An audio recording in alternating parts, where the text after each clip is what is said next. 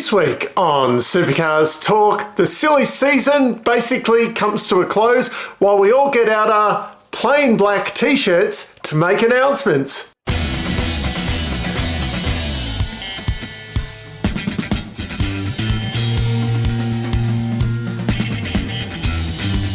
The big news this week was the livery reveal of the Super Cheap Auto Wildcard for Sandown and Bathurst. I nearly got through that fully with a straight face. Anyway, the livery got revealed. It's not much different to what we expected really from what there was at Darwin. Obviously that had the Indigenous scribblings on it. It is what it is. Funnily enough, it's a new car after the Cooper Murray crash when he rode over the top of Andre Heimgartner in Darwin there. They have built a new car. So that's 3 new cars that Triple Eight have kind of built for this year, which I thought was quite interesting. I didn't think there was that much damage done to the car, but they've felt the need for a new car for them. It will be very interesting to see how they go at Sandown and Bathurst, especially now that we will see Cooper full-time in the category next year. It was announced during the week that he will be going to Erebus Motorsport. Everybody's happy about that, apparently. I'm not sure if that's the best choice Erebus could have made. Is there other factors in there as to why he got the nod over a few other people? But of course, the actual big news this week was some other driver announcements, especially the Brodie Kostecki to DJR one. This had been rumoured for quite a while. I'd probably thought if I was Brodie, I would have been leaning more towards PremiAir, but DJR has definitely turned a corner more recently. Although they haven't had that ultimate race-winning pace, they have definitely made an improvement, and maybe someone like Brodie stepping into that car will be the step that they need to make that. It's only a little jump now from where they have been really the last few rounds to actually taking some wins. You know, maybe Brodie is that missing ingredient now. I'm sure the commercial package is pretty good there with the Shell sponsorship and things like that. So I don't think money would have been an issue there. And it looks like George Cummins, his race engineer at Erebus, will be making the trip up north with him. That will be a bit of a homecoming for George, who started off his main game career with Dick Johnson Racing before he went overseas for a few years before ultimately returning with Nissan Motorsport, or Kelly Racing at the time. That, of course, Will Davison got confirmed at DJR as well within that whole announcement thing. Also, the awkwardness or very good acting from certain people where they kind of did the handover. Barry Ryan drove Brodie there in an Erebus number-plated Camaro up at Norwell Motorplex and kind of handed him over to Dick Johnson. And then they announced the Cooper Murray thing at the same time. After everything that's kind of gone on this year,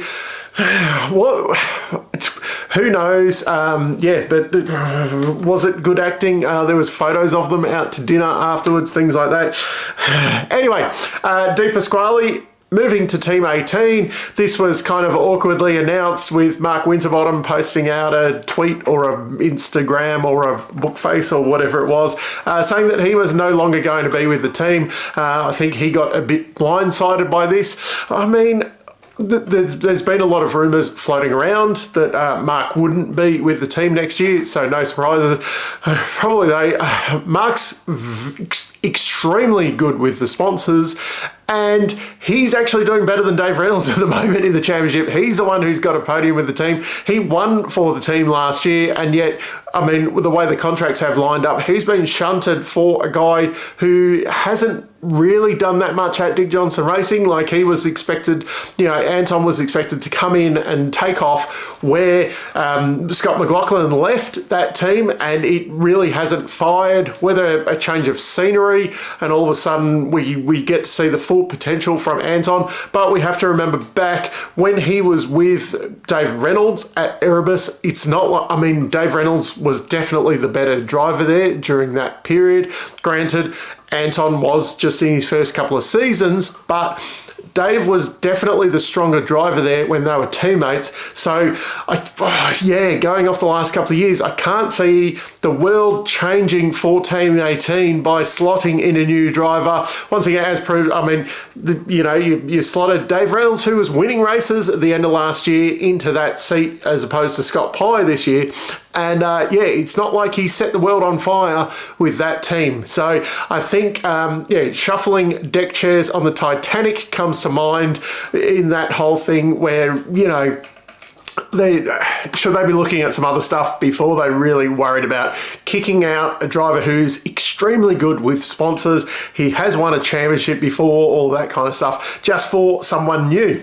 Anyway, also then that leaves the question, where does Mark Winterbottom end up? I don't think he's going to be one of these drivers that end a full-time career, doesn't drive anything ever again. I think he'll probably be out there looking for a co-drive. Is he bitter with Team 18 from this? And that, I would have thought that if you were Team 18 trying to sign another driver, I would have tried to keep Mark Winterbottom on board as a co-driver and saying, hey, look, we're going to replace you full-time, but we want to sign you up long-term as a co-driver. We want you moving forward with the team, as a figurehead, all that kind of stuff. That hasn't happened. So will Mark then look for another team? The obvious Tickford links there.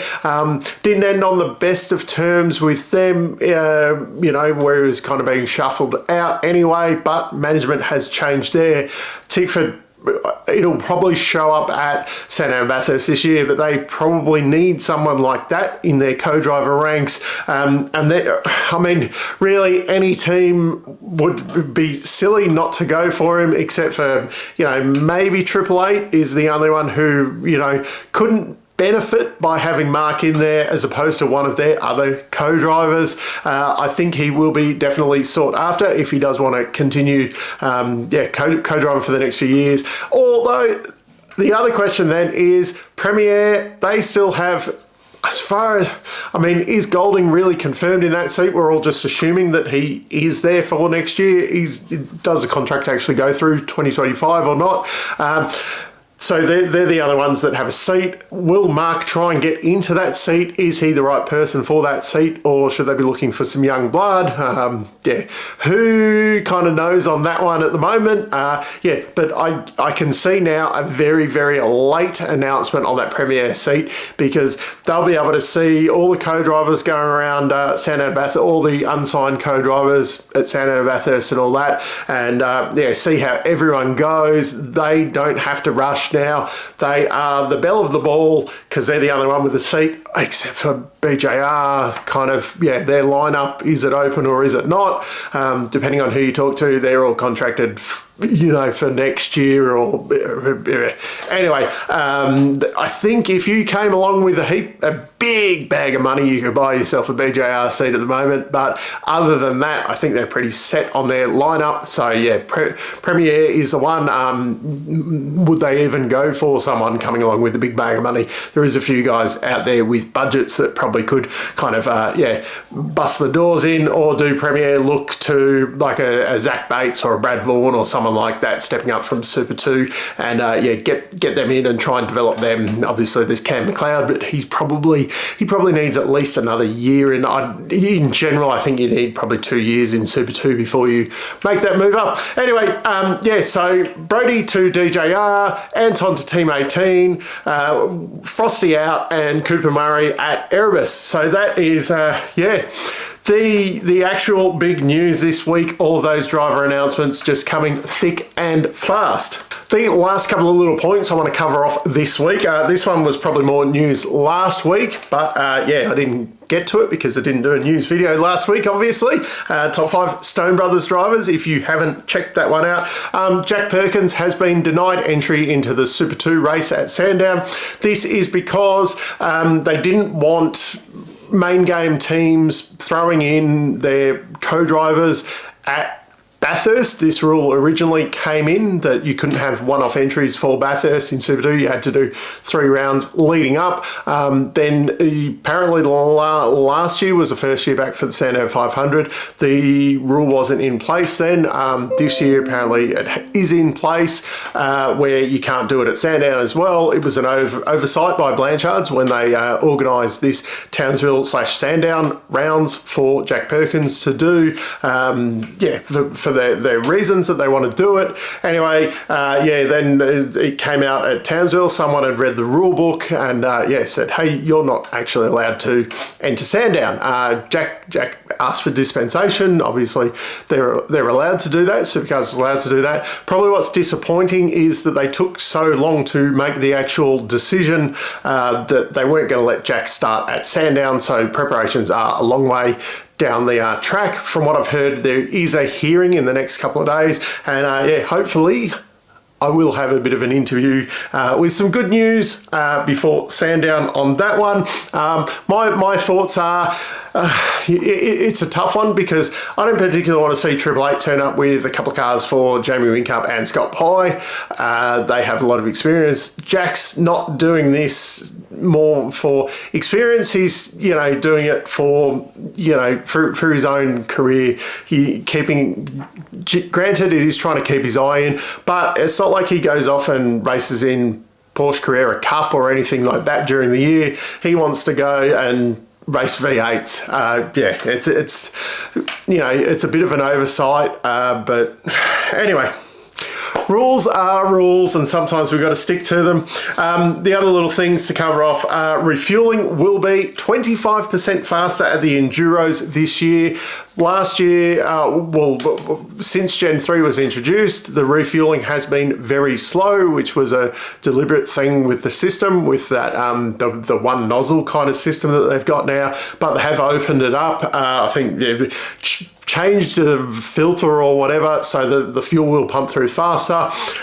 This means that there's a little bit more pressure on the teams to get everything done, and we don't see those really long fuel stops anymore. They should be able to still change drivers and that within the time of the fuel, but it doesn't look kind of as silly, I suppose, where everyone's just standing around waiting for the fuel. And hopefully we'll open up strategies a little bit more if you're not waiting so long for fuel. And Chaz Mostert's current Gen 3 Mustang is up for auction through Lloyd's auction group. The bidding will end after Sandown. Last time they did this, that car was actually the one up for sale, and it went on to win Bathurst. 610,000 I think it was sold for, and then obviously probably turned into an over $1 million car once it won Bathurst. You will not be able to pick up the car until the end of the 2025 season. Off memory, what happened last time was that raced until the end of the year. So my guess is that this car will run until the end of this current year, and then will be sat there as a spare chassis for next year. The car will also come with the engine from Bathurst this year as part of the package. I'm not sure how that all works with the pool of engines and everything that was going on with Gen 3, but they've said that it's coming with the 2024 Bathurst engine with the car. If I had the money, I'd be putting in a bid for that one, because it'd be a really cool thing to have in your garage, wouldn't it? Anyway, that's it for this week. I've spoken a hell of a lot about the driver changes. What do you think of the driver changes, and do you think that essentially Brodie will be that missing component for DJR to just step back in the winner's circle, or will he have a fair bit of pain there like the current drivers are having? Anyway, until next time, I'm still Dave, and I'll catch you later.